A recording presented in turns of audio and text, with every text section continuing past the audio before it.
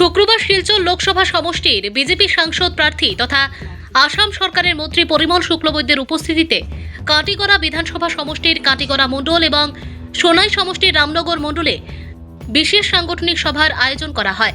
সভায় মণ্ডল কমিটির পদাধিকারী সহ সদস্যরা, মোর্চার কমিটির সদস্যরা, প্রাক্তন পঞ্চায়েত প্রতিনিধি, শক্তি কেন্দ্র ইনচার্জ, বুথ সভাপতি সহ অন্যান্য বরিষ্ঠ কার্যকর্তারা উপস্থিত ছিলেন। এদিন পরিমল শুক্লবৈদ্য মহাশয় প্রত্যেক কার্যকর্তাদের প্রতি আন্তরিক ধন্যবাদ ও কৃতজ্ঞতা জানান। 2024 লোকসভা নির্বাচনে অক্লান্ত পরিশ্রম করে নির্বাচনকে সুন্দর ও সাফল্যমণ্ডিত করে তোলার জন্য এদিন প্রথমে কাটিগড়া মণ্ডলে মন্ত্রিসভায় উপস্থিত থেকে দলীয় কার্যকর্তাদের কৃতজ্ঞতা ও ধন্যবাদ জ্ঞাপন করেন। এরপর রামনগর মণ্ডলের সাংগঠনিক সভায় মন্ত্রী অংশগ্রহণ করেন।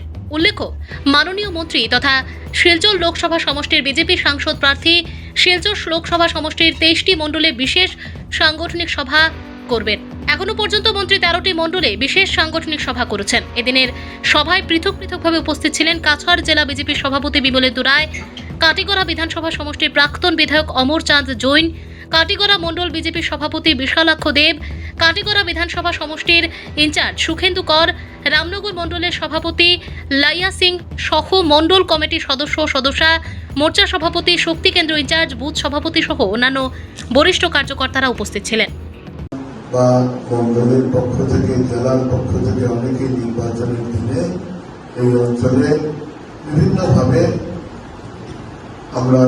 আমরা লক্ষ্য রেখেছি। আর তাতে একটা জিনিস প্রতীয়মান হয়েছে, প্রত্যক্ষ করেছি আমরা, যে প্রত্যেক স্তরে যারা আমরা কাজ করি, মণ্ডল বলে বা বুথ বলে, আমরা বড় প্রাণ ঢেলে, আমরা মনে প্রাণে, আমরা চিন্তা চেতনায় আমরা ভারতীয় জনতা পার্টির আহ্বানে রাষ্ট্র উন্নয়ন করবে, রাষ্ট্র নির্মাণের জন্য আমরা আমাদেরকে সমর্পিত করেছি। এই ক্ষেত্রে সমস্ত দল, আমি তো প্রার্থী, স্বাভাবিকভাবেই আমি থাকব, কিন্তু দল আপনাদের কাছে কাছাড় জেলা বা মণ্ডল আপনাদের প্রত্যেকের কাছে শ্রদ্ধা জানাতে এসেছে।